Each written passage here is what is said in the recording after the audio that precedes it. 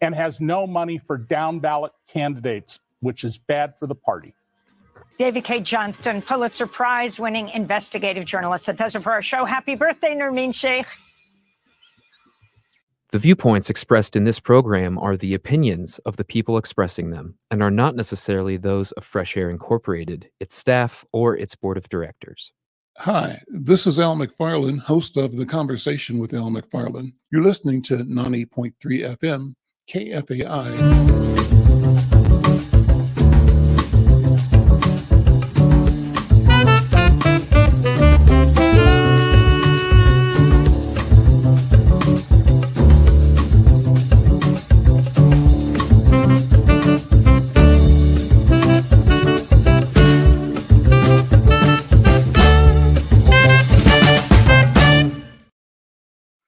I'm Al McFarlane. Welcome to The Conversation with Al McFarlane. Glad to be here and glad to have you along. As always, kudos to the mighty KFAI. What a wonderful and powerful station, a great voice for the community. We're pleased and proud to be part of the KFAI family, and we're pleased to bring this program beyond the broadcast range to the almost infinite range of the internet. You can be checking us out at kfai.org anywhere around the world.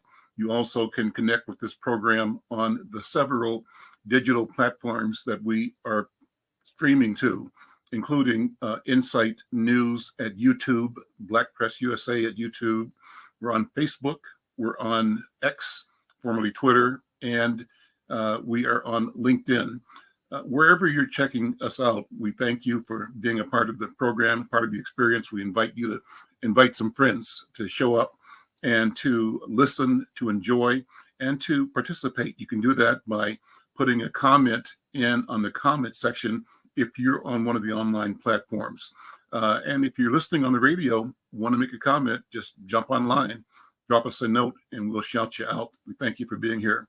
Well, today is a wonderful program. We're coming to the end of Women's History Month, and we have the honor and the pleasure of talking with one of the stellar lights and voices of really of freedom and of education in our country.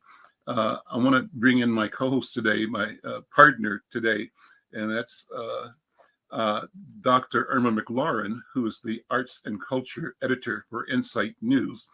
And she's got a special guest. In fact, she'll be leading the program. Let me stop right there. Irma, Dr. Irma, how you doing?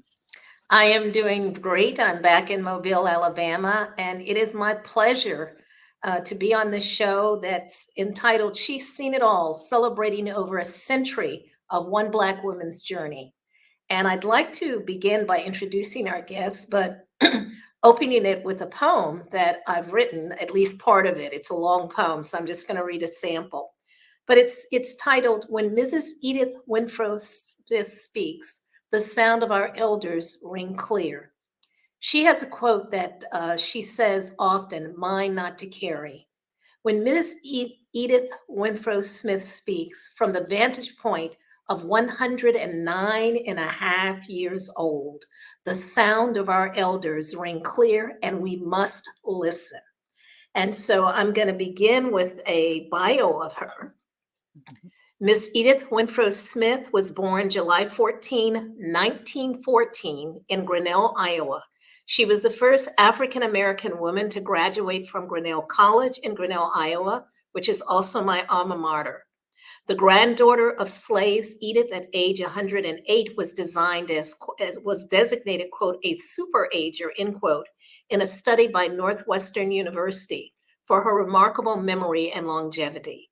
In 2022, Grinnell College announced that it would name a new residence hall in her honor. Winford Hall is scheduled to open in the fall of 2024, and we'll get back to that.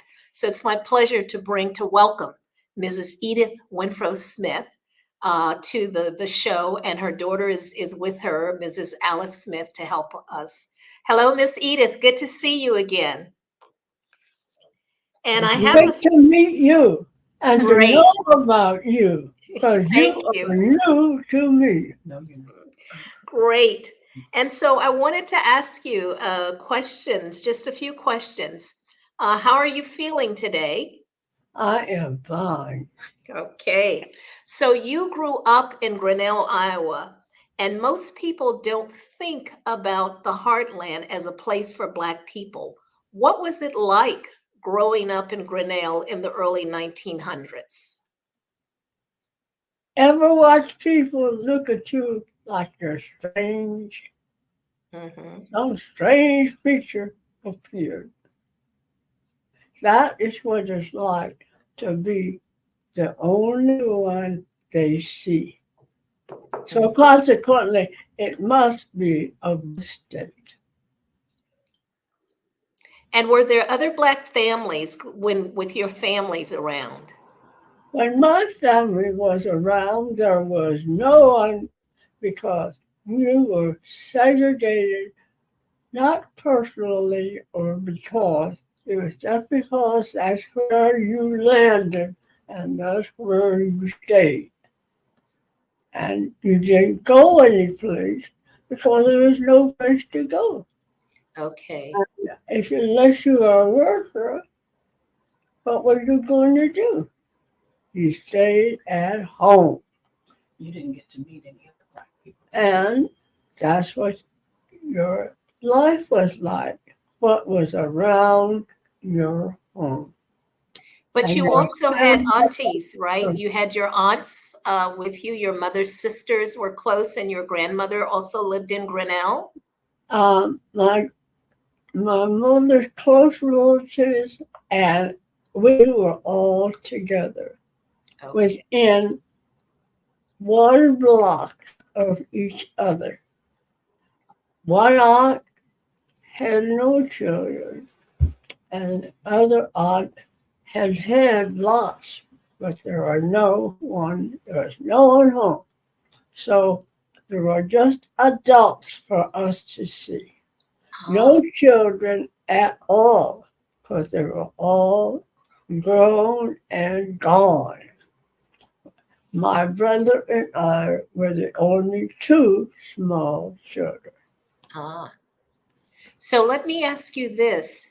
In 1933, you made a decision to go to Grinnell College. Why did you choose Grinnell College? Grinnell College was as close as my door. The people from Grinnell College saw 2 little children off from everybody, and they invited us to come where they had activities. And that's where we went. And it was called Uncle Sam's Club. The activities were on Saturday and Sunday. So you had been going to the campus for those activities. Why did you decide to attend Grinnell College? Well, Grinnell College students were the ones that were playing with us, teaching us games, and inviting us to the parties they had for us.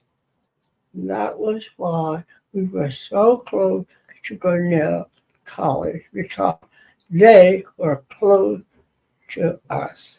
And I understand that there were some Black students, the Rosenwald Fellows, who were at Grinnell when you were a little girl, that your parents, your family used to invite over. So you also were able to get to know the college through them? Well, these were young men, only young men who were there. Did you get to know the college through these young men? Huh? Did you get to know the college through the young men? That's what she asked. We learned about Grinnell College from the way they acted and the things they said and the places they told us about that they were close to.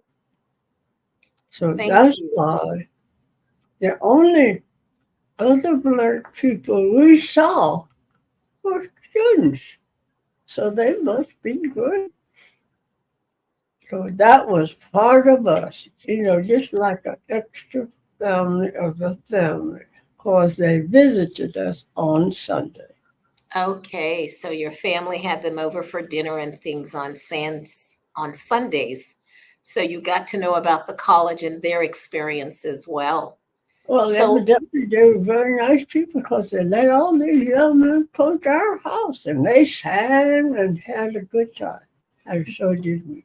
Did they get dinner at your house, or did they just get refreshments? Every Sunday, my mother made Jello and put black walnuts inside, and that was something they had never had. So there's no Jello. So Mama had a big bowl of Jello ready for them when they came. fantastic. And when you graduated in 1937, when did you move to Chicago? Well, when you visit people who have other interests, then Answer the we know question. about it. When did you move to Chicago? I came to Chicago when we were before we graduated because there were no jobs in 1936. So there were 12 students who were interested in jobs. They told us we could go and network to see if we could get a job. And we came, and all 12 of us got a job. I with the YWCA, because at that time, a lot of migrants were coming from the South, and they were hiring these young ladies to work in their homes. So consequently, we had visiting information, not people, but information about Okay. the South. That was fan. And after you worked at the YWCA, you also then became a teacher and you taught for 22 years and you're now designated a master teacher. So what does Well, it mean to be a master teacher? you know something?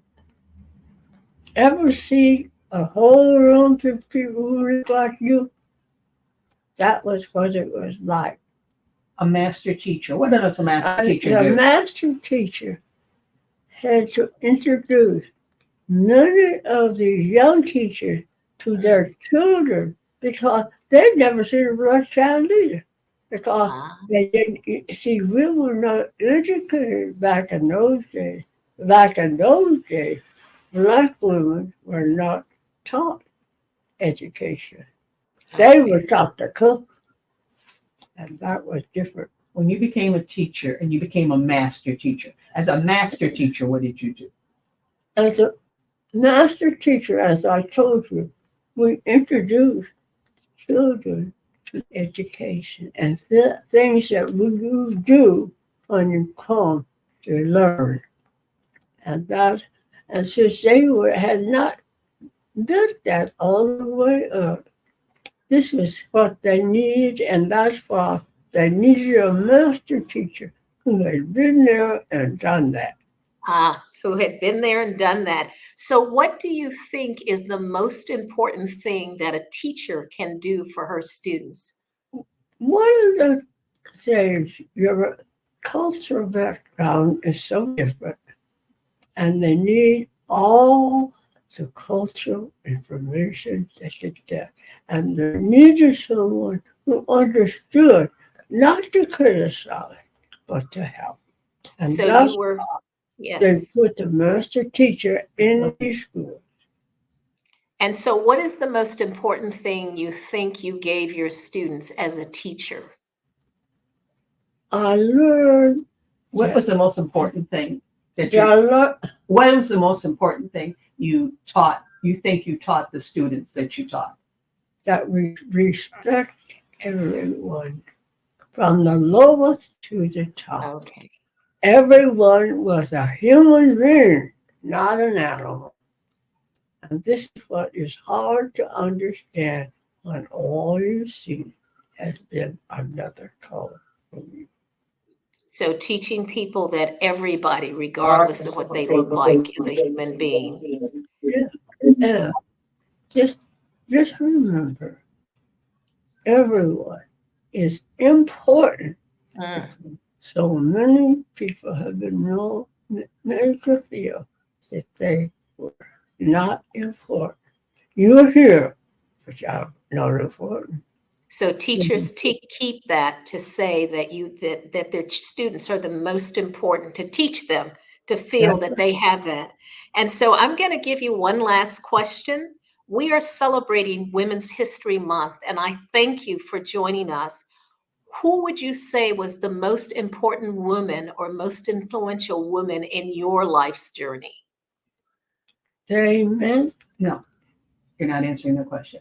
Who was the most important woman in your life?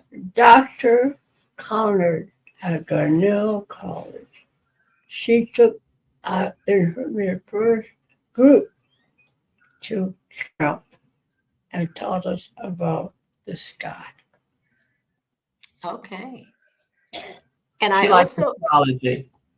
And I also understand that your mother, Miss Eva Pearl, gave you some advice when you were a little girl that was very important to you. Well, when you go to school, you don't know very much and children laugh at you. But mother always taught us when we came home, you're the most important person in the world. There's no one like you, nobody. And nobody is better and they have more money. No, nobody is more beautiful. They can fix it up. But no one is better than you. There is one Edith Smith, and she is it. All And right. please don't forget that you're it. And don't let anybody try to tell you you're not it, because I told you that you were, and you were more. Nobody is better than you. And I think that's a good Not nobody. even, now, you know what you said? Not even the president of the United States. That was is the most great. important person she knew. So I think that's a good closing point, Miss Alice. I know you're back there. Thank you Oh, so yeah. much. And You're Miss welcome. Edith Renfrow Smith, thank you for joining us. We really Thank appreciate you it. so much for making me a part Yes, of ma'am. the Thank you. world. Thank you. And Thank you so all we're for gonna coming. call on Cooper. We're going to have Miss Edith sign off now, and we're going to bring in Dr. Tamara Bubouf Lafonte. And Tamara, please pronounce your name for us and tell us who you are and how you got connected to Mrs. Edith Renfrow Smith.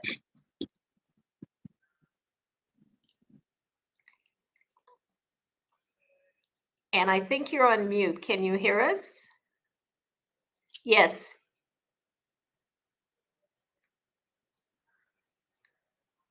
So are you able to join us?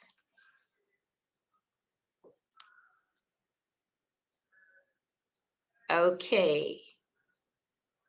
Well, I think what we'll do is have you sign off and then come back in again. So that because you're on mute right now. And what I'd like to do, Al, I had the pleasure of meeting Mrs. Renfrow Smith when I was at Grinnell. I was at my alma mater for a month residency. And Dr. B took me to Chicago to meet her.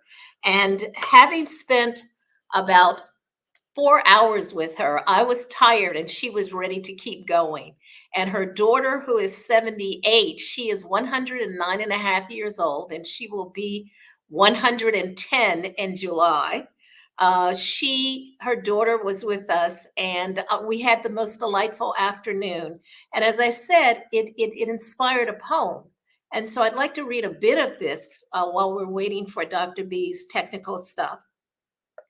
It's called When Mrs. Edith Renfrow Smith Speaks, the Sound of Our Elders Ring Clear.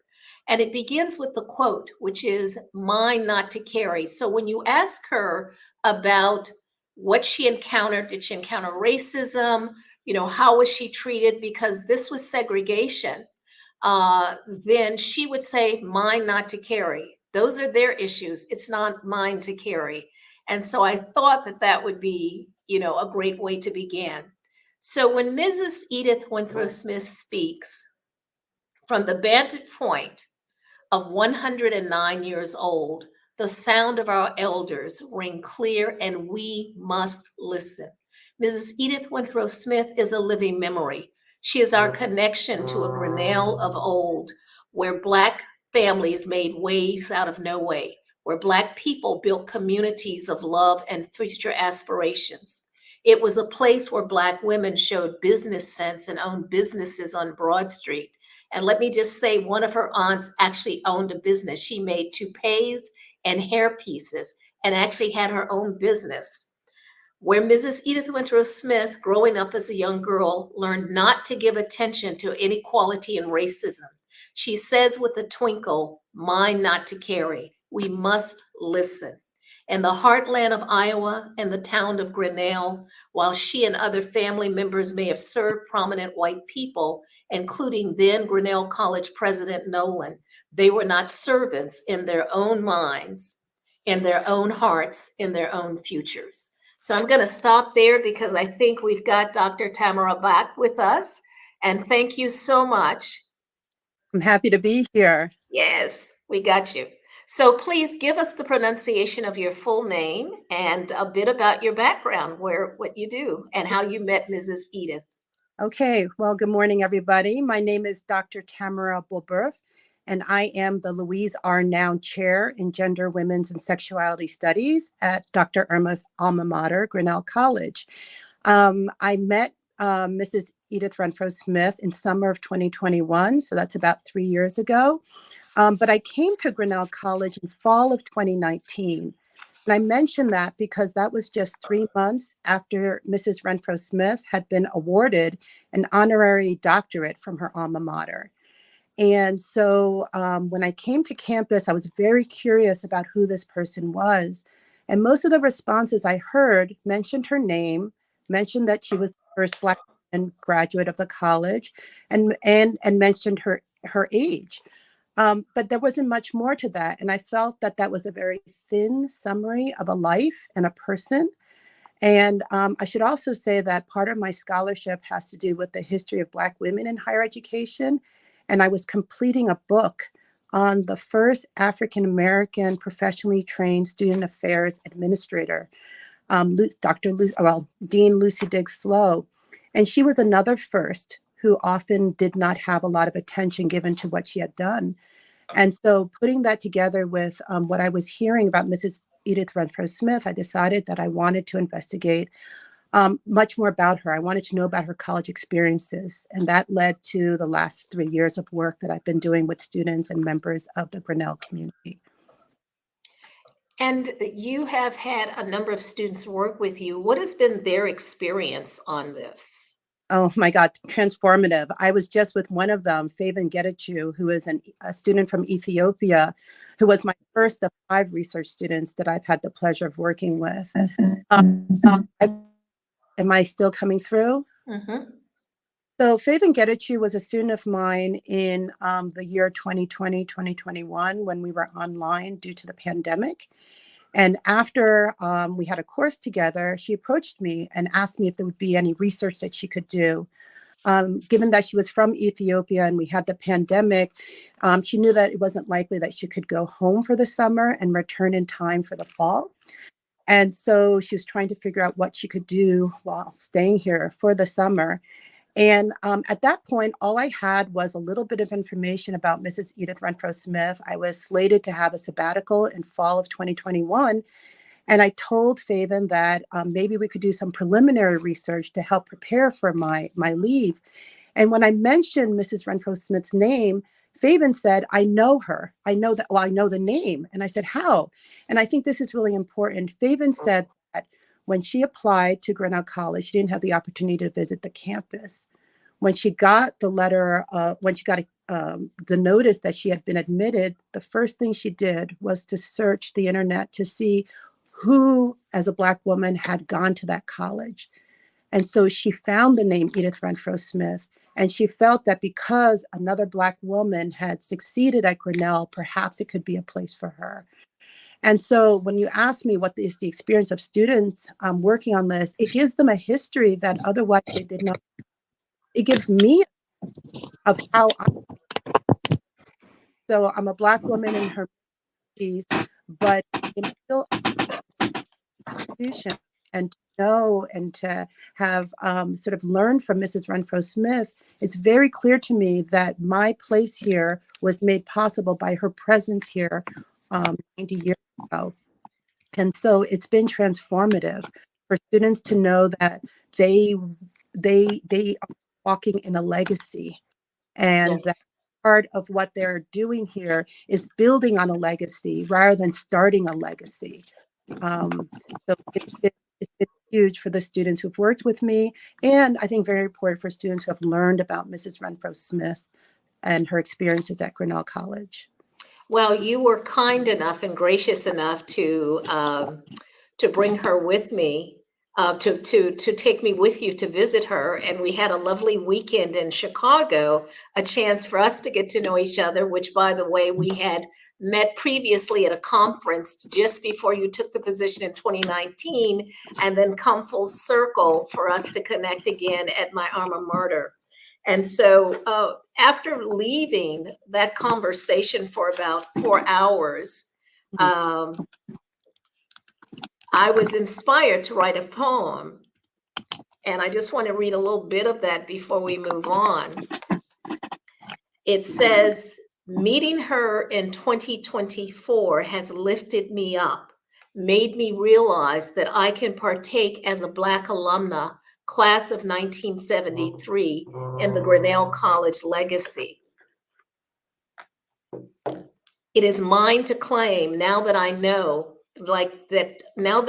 people like Mrs. Edith Renfrow Smith came before me, and that Black families once thrived in the town of Grinnell.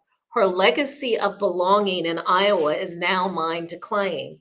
Mrs. Edith Renfrow Smith has become an anchor, my anchor of Black pride and resilience. Her message, not mine to carry, is an inspiration for me, for Black Grinnell students and Black Grinnell alum today and tomorrow. Her story lets us know whether we stand as one or many, we have every right to be in this place called Grinnell College. We belong here if we have the courage to believe that it is our legacy to claim. She is also a touchstone for all Grinnellians to feel they belong. And so, as you know, I've been working on this poem for like about 4 or 5 weeks now. It's gone through many iterations, but I think at the center of it is something that she said. Her mother taught her early on that it didn't matter how much money people had or how beautiful, on the surface they were, that there was nobody who was better than her. And that she has carried that sense with her as a person, as a teacher, clearly teaching her children to respect everyone. These have all been points of it. What is the most important or significant things that you have learned from doing this research and getting to know her, visiting her? How deep her roots are in this town and in the state. I mean, she's a second generation Black Iowan. And so when you talk about belonging, I think part of what she represents for people is that, yes, we've been here. We've been everywhere, but we've been here too. And so when she speaks about Grinnell College as her alma mater and Grinnell as her hometown, she means it very, very deeply. I mean, her people, her mother and her aunts and their families and her grandparents, who were both born into slavery, they were here as early as the 1880s. All right. So you see this picture of her mom from 1900. I mean, she grew up here as a teenager. This was home for her for almost 70 years. And so I think one of the things that I've gotten here is the importance of knowing where you come from and knowing where you belong and not letting anyone tell you that you're an interloper or that there's not space for you. Another thing I will say is that she's really emphasized for me the importance of oral traditions. And I think that's very strong in Black communities. I think often we are told that what's oral is not true, that people are elaborating, telling tall tales. From Mrs. Renfrow Smith, I mean, she is her family's history keeper.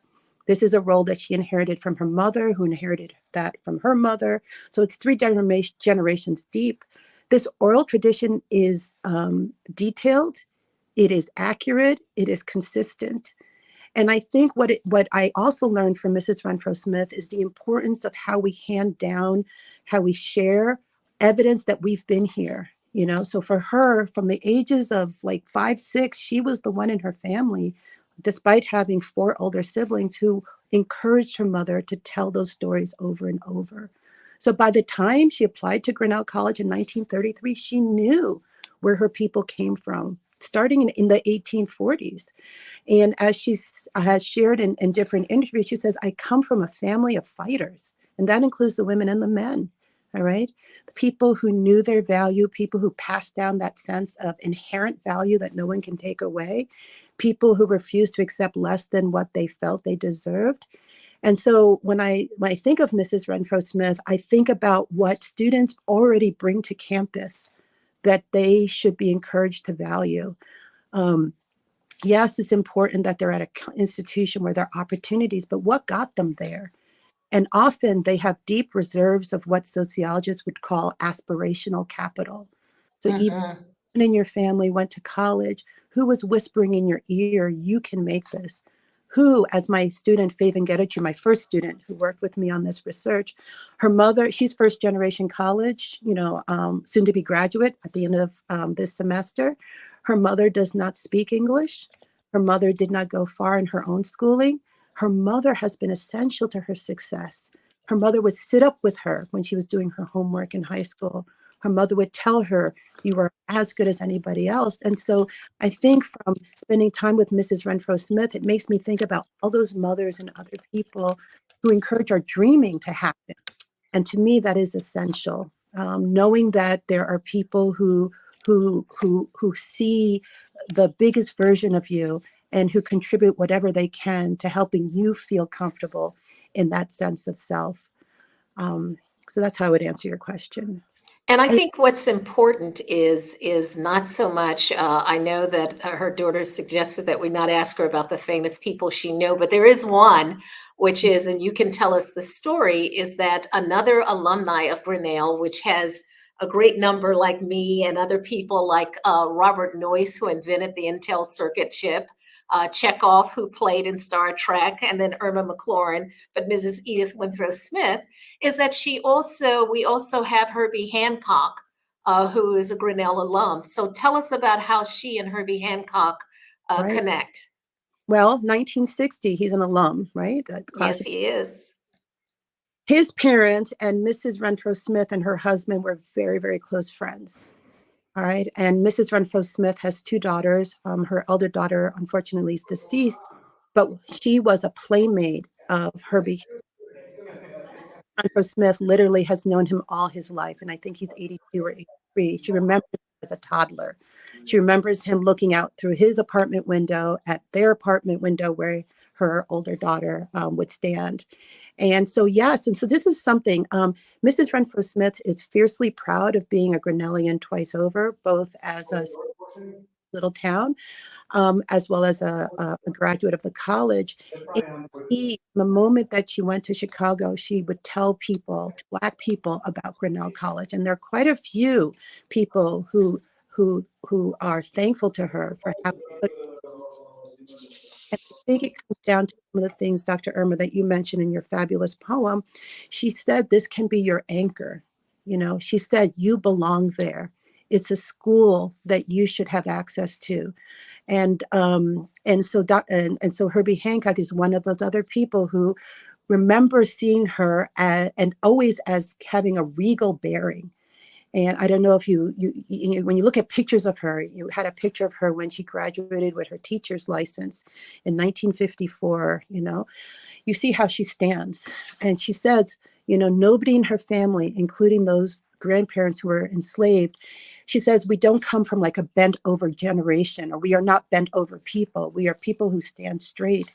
And that presence, you know, and her moving through the world as somebody very centered in her own being, that's very attractive. And I think very persuasive to people when they are asking, what can I become? And she says, you can go to Grinnell College because it's a place that will, where you can learn and where you should already feel you belong, because I was there.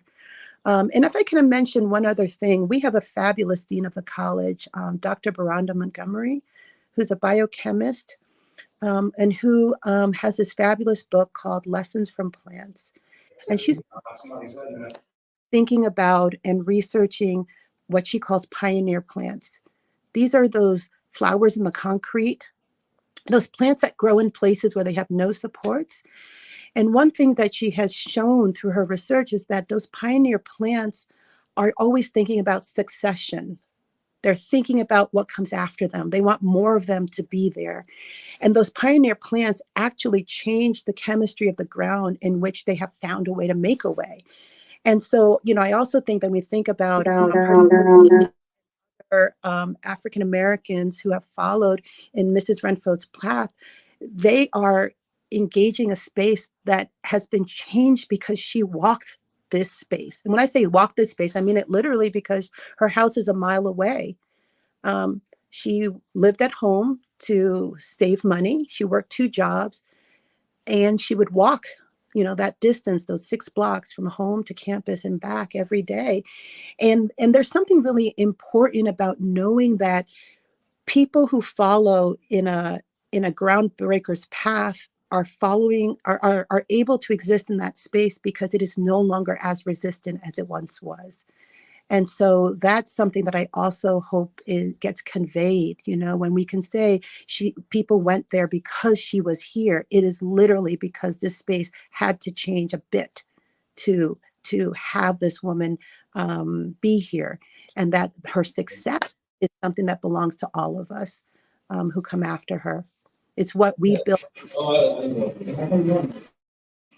I think that's important because one of the things, as I said, I just spent a month at Grinnell in residency, working on what I call the Black Feminist Archive Initiative at Grinnell to excavate the Black experience in the Grinnell archive. So I had 8 students, and you were, of course, one of the faculty who sat in on the course.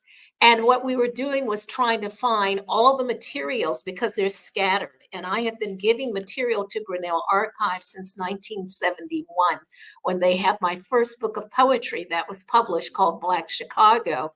And of course, I'm from Chicago as well. So for me, I think what was most significant is that meeting Mrs.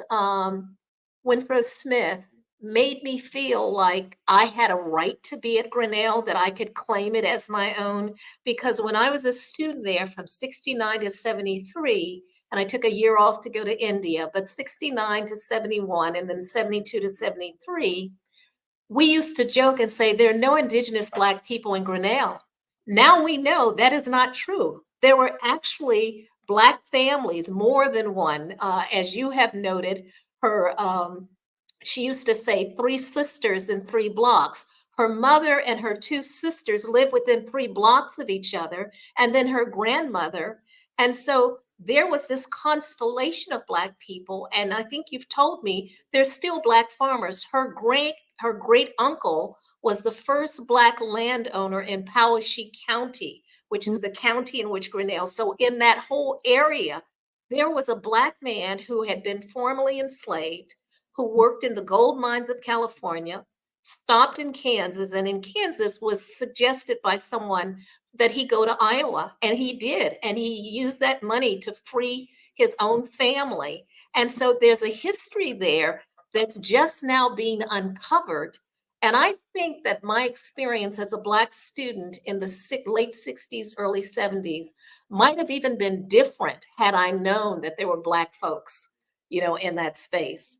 And now that I know it, I'm just ecstatic, right, about this. As I said, it's given rise to this sort of long epic poem that she has inspired me to write that basically says, we are linked together, as you have indicated, and that in some way she has become that kind of a plant Mm-hmm. that has she sort of laid the groundwork, as well as some of those other Rosenwald scholars who are now just discovering.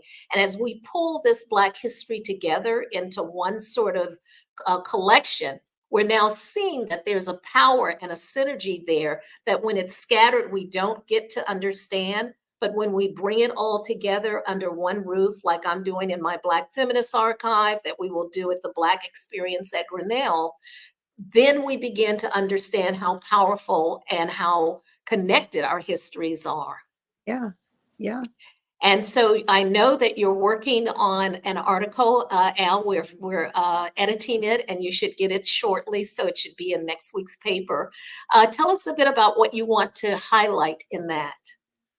Well, there's so many things, but one is her girlhood. You know, we talk about Black girl magic now, and that is a real thing. And I love the phrase. And it's both a lay academic sort of lens that looks at the resources that Black girls and women have within, that they create and that they use for their own sort of advancement and those and the advancements of other Black girls and women. I see Mrs. really early example of this energy. I am fascinated by the fact that this family, so that picture of Mrs. Renfrow Smith when she was Edith Renfrow, when she was the new graduate in 1937, it is not a Grinnell College photo. It is a photo that her mother arranged to have taken by a professional photographer in Grinnell. All right. This photo exists among about 150 that the Renfrow Smiths have shared with us. Out of how many, I'm not sure, but 150. And out of that 150, about 7 show Edith Renfrow as a girl. The first photo, she's 1 year of age. It's from 1915. And we have these 7 that go up until 1937. And so those photos make me really interested in what this Black family and this Black mother did to develop a woman who became what I call a groundbreaker, somebody who had a vision of self bigger than what many other people in the wider Grinnell community may have had for her. Somebody who, when I say broke ground, somebody who was able, who persisted. Right, she's the 3rd Black woman to be admitted to Grinnell College in its first century, but the first to finish. That tells you something about labor. That tells you something about stick-with-itness. All right, she's a groundbreaker, and what I also see is that she's a person who was supported by people who may have been overlooked by dominant actors. But you have her mother, you have her extended family, you have the relationship that her family created with these Rosenwald scholars, these young Black men who were peppered into the Grinnell College community. If you ask me, they're important on 2 levels. One, they show the importance of support for our minoritized students. You know, they went to the Renfrow home every Sunday. They were treated as almost like dignitaries. Mrs. Renfrow Smith remembers, and she was only 6 or 7 at the time, that they ate in the parlor. You know, that was the most fancy part of the house. And they had this beautiful meal. And she says, and this is the second thing that is important, she caught a vision of Grinnell College from those young men. Now, her mother insisted that all the Renfrow children would go to college, and they did. But she's the only one in her family who chose Grinnell College. And I think those young Black men were very significant in giving her a vision of success at the school that was closest to her.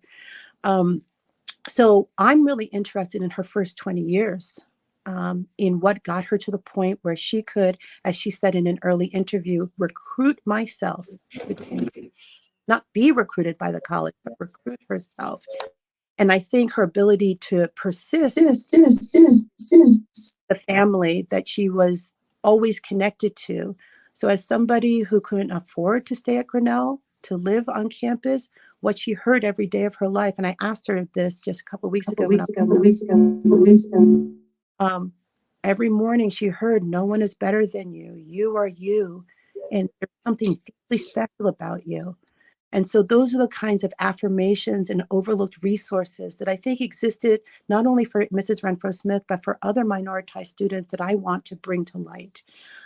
So it's this motto, it's these photographs, it's this oral history. And so I hope that that can shed light on what prepared her to defiantly, boldly, powerfully recruit herself to this school and claim it as her own, even though she was the only Black student on campus for the whole time that she was there as an undergrad.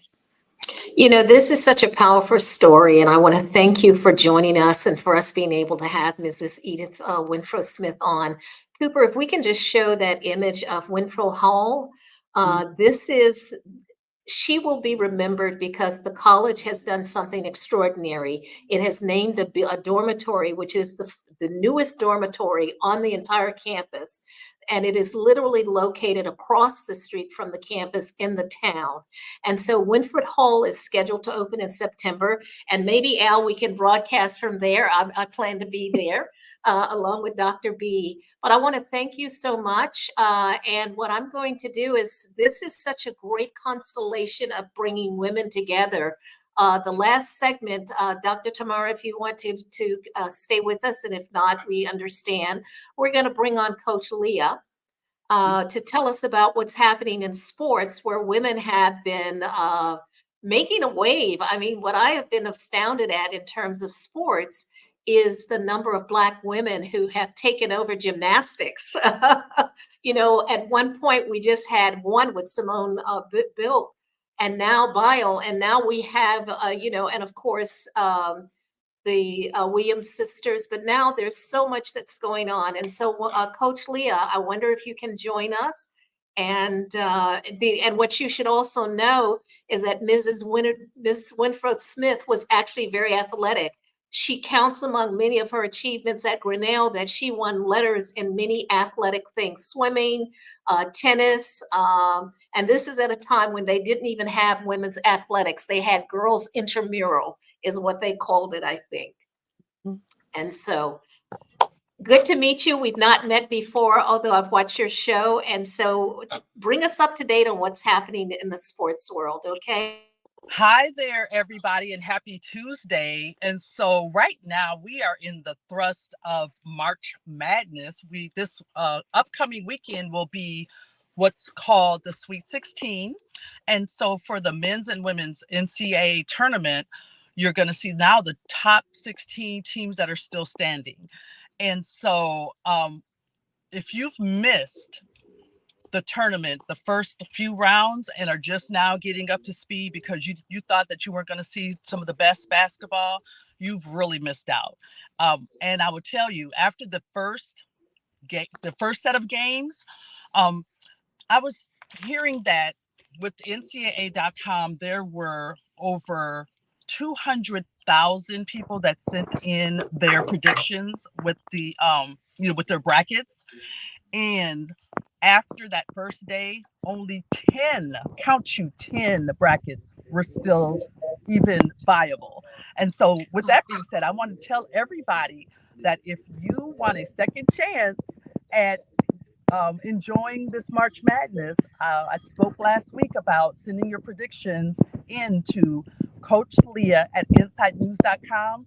You can start right now, even because you know now the 16 top teams, and if you want to predict who's going to win on both the men's and the women's side, feel free to just send your prediction. You can send it in as many times as you want, and what I will do is we're going to do a drawing and then a grand prize. The grand prize obviously will be the first person who correctly predicts the winner, and then everybody else that correctly predicts the winner will go on a drawing for a gift card as well. So have some fun, guys, and this is your second chance. Join, send your email to Coach Leah, CoachLeah at insightnews.com. So speaking of the March Madness and the Women's Final Four, we have our own Wellness, Wealth, and Winning Conference that we hold each year alongside the Women's Final Four. And when I say we, I have a business partner and co-founder of Tall Girls United, Sylvia Crawley-Spann, who I think is going to be joining us. Let's see. I don't see her yet, but I was hoping that she would be able to join us today to talk about our conference. And we have 4 different events that we host this year. And the first is on Thursday night. We do a what we call the welcome reception, which coaches from around the country that converge on the Women's Final Four for the Women's Basketball Coaches Association Conference. We just want to say, hey, we're here. Let's get together and just, see some old friends, meet some new friends, very low key, but very fun way to just kind of open up the conference with that reception. And then on Thursday, we have what we call the ultimate brunch. And we're adding a new element this year. If you're familiar with TED Talks, we're having our very own TGU Talks. And the 2-time WNBA champ, Yolanda Moore, an amazing speaker, will be doing her TGU Talk to kick off our brunch. And then we'll have some yummy Cleveland, Ohio food to munch on. And then we'll have a very interactive panel discussion with some WNBA legends on the panel. And that should be a lot of fun. And then we will conclude that day with a forum where we'll do a little breakout session. And so you can do a little deeper dive with our subject matter experts that are going to be on our panel. And I understand we actually have Sylvia has joined us. So if you want to bring her in. Please, yes. Hey, Sil. Hello there. Hello, everybody. So great to see you. I love that logo. Yes. So Sylvia, I was telling everybody about our Wellness, Wealth, and Winning Conference, and I was going through the day's events, and you actually popped on just the right time because I finished talking about the brunch, and then I wanted you to talk specifically about what we call your baby, the fashion show that we have on Saturdays. Well, let me just tell you, we have so much planned for the whole entire weekend. I'm super excited. I can barely sleep, Leah, right now. But for the fashion show, the theme is called the Tip Off Fashion Show. It is on Saturday, April 6th at the Lounges Content Studio, downtown Cleveland. And the reason why we chose that theme is because it's the same day as the men's Final Four, and the men's games are later that night. So we're playing off the whole basketball theme. So it's the tip off. We will have the national anthem. We will have, the Black national anthem. We will have a warm up, a first quarter designer. And in between the first and second quarter designer, we have an award to give away to a special guest. And then we'll have our second quarter designer. We will then have a halftime entertainment show. And so I don't want to reveal the surprise just yet. And then we will have a third quarter designer. We'll give away some gift prizes in between third and fourth quarter. Then we'll do the fourth quarter designer. And then I'm the overtime. So I'm actually the lead designer for the WBL. I also have my own clothing line. So I'll be the warm up. I'll go first. And then I'll, help everybody backstage. You know how it is backstage of a fashion show. Like, it's just crazy, right? So I'll be helping everybody else. And then I will go at the end to unveil the new uniforms and merch for the new WBL, the Women's Basketball League, that's launching in June. And so one of the last jerseys that I will unveil is the Cleveland Rockers uniform. And we will have some former Cleveland Rockers in attendance. And so we'll have them kind of stand. We'll give them their roses now, pay homage for them, paving the road for the new Cleveland Rockers. So the owner, his name is Ryan Reed of the WBL. He resurrected the name WBL because this league existed in the 80s. And so so he's resurrected that, and he's reached out to the women, the former players for the WBL, and he's kind of got them on board as well. Actually, one of them is on his advisory board. So his whole motto is commemorating the past while creating opportunities for the future. So he's given roses to the players who have gone before us, but yet creating opportunities for these college players that you're watching in the NCAA tournament. I mean, there's been some incredible games. There's tons of talent, but unfortunately, there's no place for all of them to go.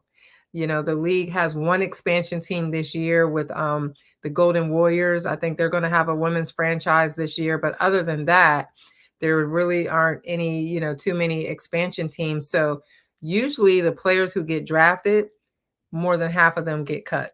And so now when they get cut, they have some place to go.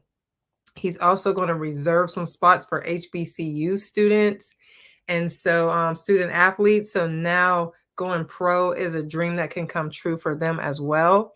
And so we're super excited about that. I'm super excited to unveil the uniforms and the merch. I'm happy that I got to design it. That's kind of my jam.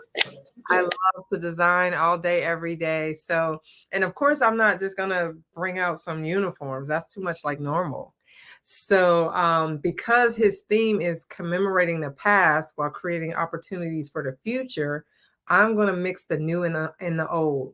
So we've got new and improved uniforms of some teams that previously existed, like the Detroit Shock, Cleveland Rockers. Those are teams that already existed in the WNBA and they folded. And now he's resurrected those teams. So we're mixing the new and the old because he's creating new opportunities for the future players. And so I'm going to take uniforms, but I'm going to what I call Bridgerton, the uniforms. So they're going to have big skirts and tutus up underneath. And, you know, they're just going to be flowing and nice and big. And then when they get to the end of the runway, they'll rip them off and they'll have uniforms and jersey dresses and athletic gear up under the big old bell grand skirts with corsets, and we're going to tie them in the back, and you know, and so we've got the music to reflect that. Like the music starts with violins playing nice and soft, and then the music kind of scratches and flips to a hip hop song that's very popular that everybody will want to sing along to. So so we're very excited. We have tons of sponsorship for this, which I mean, the sponsorship has been pouring in the last hour. We've been working on this for like 6 months, Leah and I, but in the last maybe 2 weeks, the sponsorship dollars are pouring in. We need, you know, all the help that we can get. We're a 501c3. Our main mission, and I wasn't here for the first part that Leah talked about, but our main mission is to mentor young girls who are like I was 6 feet in the 6th grade with a size 12 men's shoe. So I was the only 12th grader in my city that looked like me. And I often looked in magazines. I watched a lot of television. I was looking for another little girl that's sick. Am I the only 6 feet, sixth grader in the world? You know? And so we don't want little girls to navigate through that by themselves. We don't want them worrying about if the boys are going to ask them to the prom, if they have to like down pictures, you know. So we just want to whisper in their ear and say, hey, young queen, you are fearfully and wonderfully made. Stand tall. Being tall is that's your secret sauce, and God just supersized it. So that's our mission, is to help young girls navigate through that. And so our conference is one of the ways that we fund it. And we actually get a chance to do that at the brunch that Leah talked about. We get to mentor young girls and boys, actually. So and that's great. You've given us a lot to I would say chew on, literally, because you're going to have a tea. And I understand the tallness because my niece played for the Lady Gophers and she was 6'7". So I understand what it's like to have someone. My sister's over 6 feet. I'm the shorty in the family, and so I understand. You must be talking about one of my diamonds, Kim Bell. Yes, that's my niece. Yes. Yes. And also a Washburn alum. We both graduated from Washburn, but she was fantastic. And I'm so proud of her. She has the life that she lives now in service to others. To my understanding, she's working either still in law enforcement or juvenile. No, she's actually going back to get her master's. She wants to do more development. So that's a good point. We've got about 60 seconds left, and I wanted to loop Miss Tamara back in. I want to thank you both, Coach Leah and Miss Sylvia, for sharing with us what's going on. And Miss Tamara, what would be the final words you'd want to have us to say about Miss Edith Renfrow Smith, who also was an athlete, in her own time? What's the takeaway? I think the takeaway is that we need to know this history and tell this history when we learn it. You know, I am so drawn to the weight of thinking that you're the one and only when it's not true. And I love this work that you're both doing, celebrating the current, the moment, but then also revealing the past. And I think of the word remembering, like re-membering, is putting it back together when it's been pulled apart. And when we remember, we are whole. And there's glory in knowing who else has known your path, who else has known your path. So And thank so you so much. I have to wrap it up. We've kind of run out of time, but this has been a great show. I mean, we've had someone from today and then someone who has spanned 109.5 years. I mean, how much better could it be to end Women's History Month on the conversation with Al McFarlane than this? Thank you, everyone. We much appreciate your presence and your contributions. Thank you, Dr. B. We much appreciate it. Thank you, Miss Edith and Miss Alice, if you're both still on the line. Enough respect is all I have to say. And so this has been the conversation with Al McFarlane. Be sure to contact us or to watch us on Insight News MN or Black Press USA and subscribe. We need your support as well. Thank you.